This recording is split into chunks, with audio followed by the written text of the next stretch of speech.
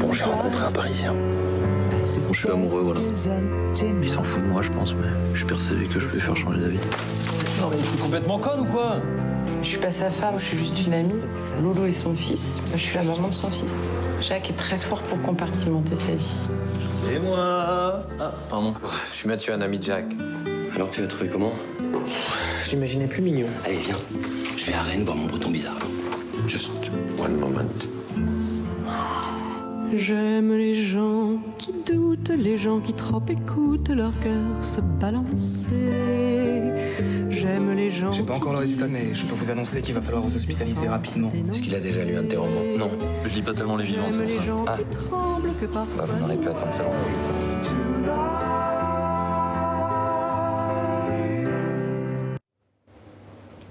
Bonjour Jean-Baptiste.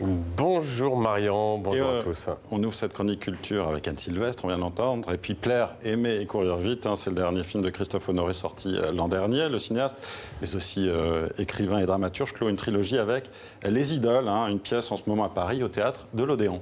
Oui, ce film Plaire, aimer et courir vite, qui était en compétition au dernier festival de Cannes, vous l'avez vu, raconte l'histoire entre un étudiant breton dans les années 90 et puis un écrivain parisien plus âgé qui se meurt du sida.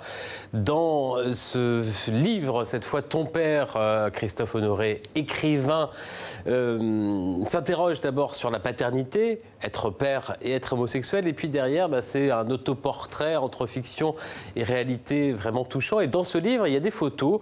Les photos d'artistes, tous morts du sida, les idoles de Christophe Honoré. Eh bien, ce sont ces idoles qu'il ressuscite sur scène en ce moment à l'Odéon à Paris. 6 écrivains, metteurs en scène, cinéastes. Il y a Hervé Guibert, Jacques Demy, d'ailleurs interprété par des comédiennes, Jean-Luc Lagarce et Bernard-Marie Coltès, dramaturge, Cyril Collard et le journaliste critique Serge Danet.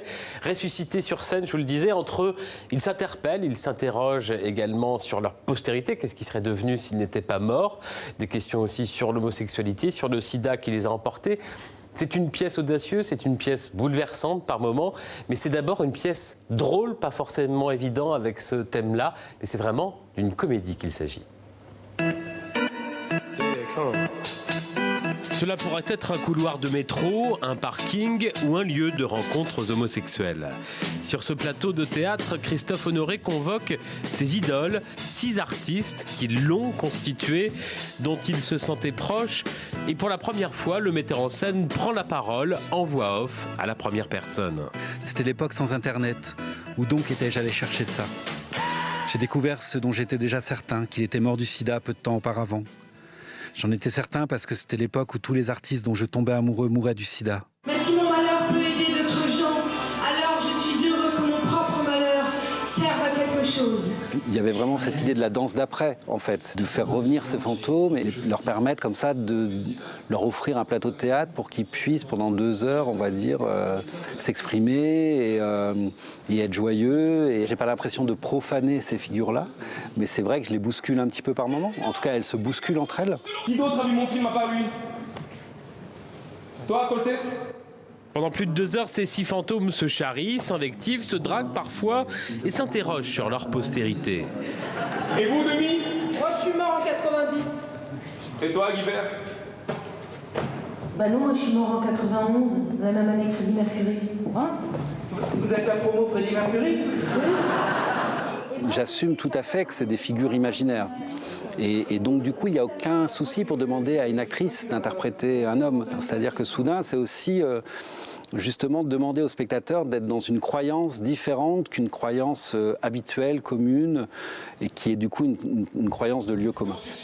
Qui parle sur scène? Les artistes que les acteurs incarnent, les comédiens qui eux-mêmes semblent improviser avec émotion et aussi beaucoup d'humour. Christophe Honoré réinvente son panthéon artistique, mais sans jamais dresser d'autel. C'est vrai, au final, il y a peu d'homosexuels dans le cinéma français qui restent homosexuels jusqu'à la fin du film.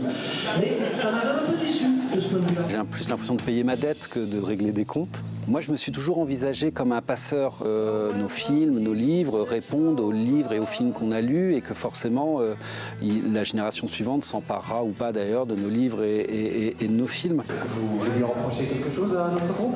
Bah, je sais pas, il a un côté groupe à risque. Une transmission qui se poursuit dans le public. Combien sont-ils, jeunes spectateurs, qui vont découvrir Hervé Guibert ou Bernard-Marie Coltès? C'est l'autre vertu de cette comédie pleine de vie et d'amour. Arrête, quand je t'ai connu, t'étais déjà plus avec Agnès Varda. Oui, mais enfin, elle était pas loin de moi. Et puis, de toute façon, j'ai pas à le justifier. Je vous laisse entre vous, vraiment, je vous assure, c'est mieux comme ça. Non, c'est dommage. Moi, j'étais content d'avoir l'opportunité de vous rencontrer, Jacques. Oui, moi aussi, monsieur Denis. Oui, c'est gentil d'insister, mais